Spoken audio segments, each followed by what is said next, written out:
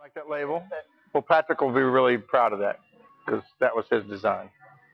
Really, really pretty.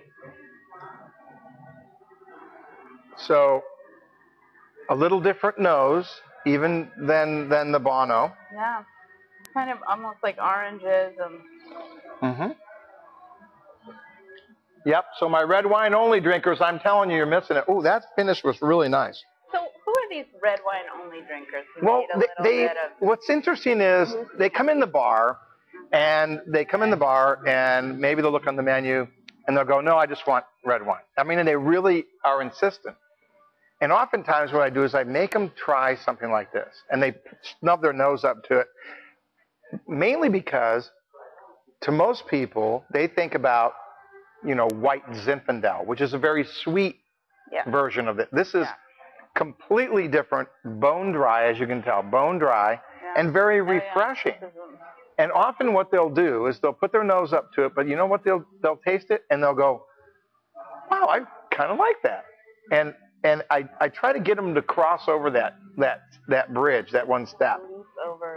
It's hard though, because the 70s. They remember the 70s. Yeah, exactly. They're living in the past, and even though it's White Zinfandel is a really big selling wine in America, probably one of the biggest selling wines in America, the trend has been in this direction here. Bone dry, beautiful, refreshing wine, and they jump on it after they taste it, I was going to say, I read a little story about how the term blush was invented. Do you know the story? Well, no, you tell me. You got the story. All right. Well, I'm going to get it a little wrong, though. Yeah, but see, if everyone else doesn't know about the story, no problem. Well, you know what they can do is they can go online and look it up, and then they can tweet right now. Yeah. What is the story? Where did this name come from? I think basically the story was that the guy who discovered it, or maybe I'm mixing up two guys, but basically they made it by accident. They were having trouble getting a white wine to turn, and the sugar wasn't going. So they left it longer, and somehow it came out with blush. And as a joke, he's like, oh, we can call this blush wine. But it was a joke. And then 3 hours later, he's like, wait a minute. This isn't a joke. This is a great idea. And he immediately patented it and blush. That's our. It was Better Home or some major. Well, and so somebody's gonna know the. He makes a whole lot more wine than anybody as far as the White Zinfandel, no doubt about it. Yeah. All right. Okay. All right. So our viewer's name is Kaylin Q. Kaylin Q. Oh, I like the name. You have a question, Kaylin. She asked Sunshine, what her favorite varietal is? Favorite varietal. Okay, so we have somebody asking a question. What is the favorite varietal? Go ahead. What's the favorite varietal? I know my answer, but you go ahead and say yours. Because she wanted to know mine. Yeah, not me. You don't care about me. This is all about you.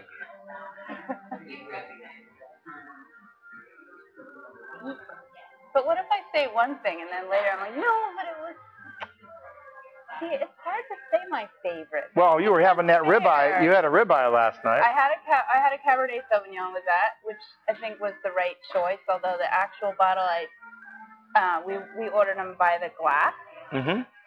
Because my husband wanted to try a full-bodied Pinot Noir with him, which was a very interesting choice, actually.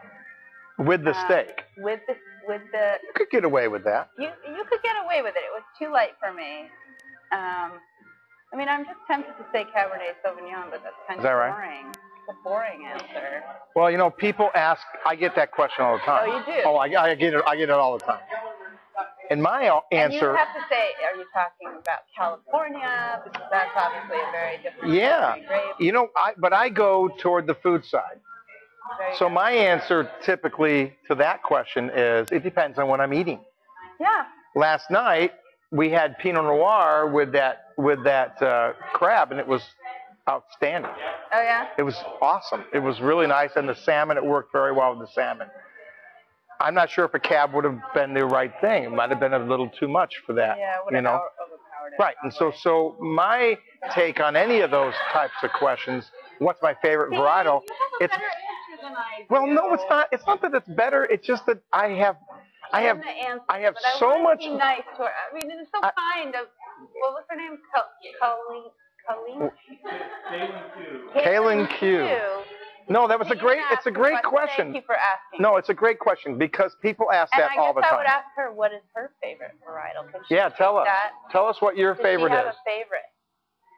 And if you tell us about it live while we're on camera, the next time.